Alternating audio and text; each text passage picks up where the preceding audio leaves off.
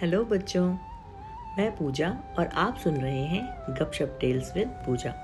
यहाँ आपको मिलेगी मज़ेदार कहानियाँ जिसमें होंगे रोमांच, दोस्ती और ढेर सारी सीख। तो चलिए शुरू करते हैं आज की कहानी। आज की कहानी का शीर्षक है जादुई पतंग और नन्हा अर्जुन। बहुत समय पहले एक छोटे से गांव में अर्जुन नाम का एक नन्हा लड़का रहता था।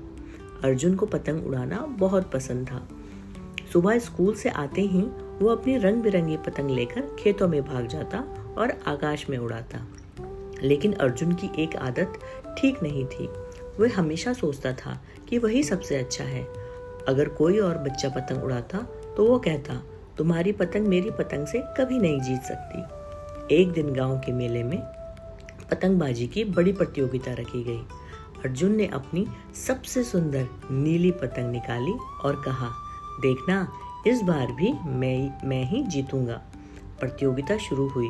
कई बच्चे आए, सबने अपनी अपनी पतंग उड़ाई।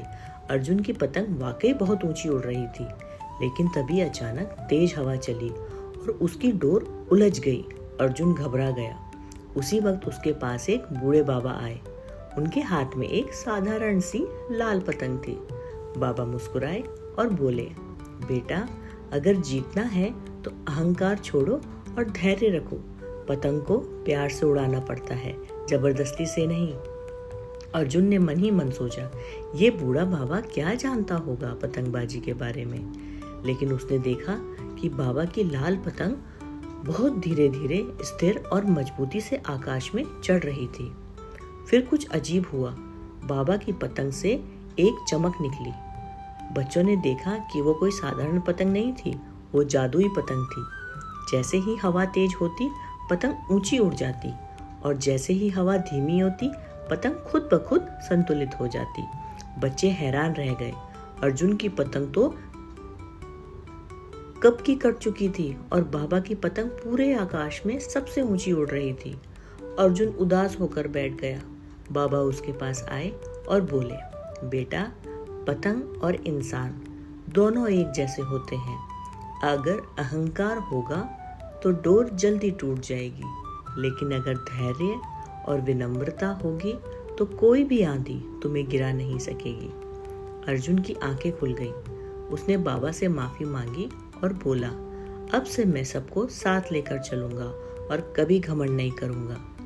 बाबा मुस्कुराए और बोले, याद रखना, जीतने से बड़ा होता है सीखना।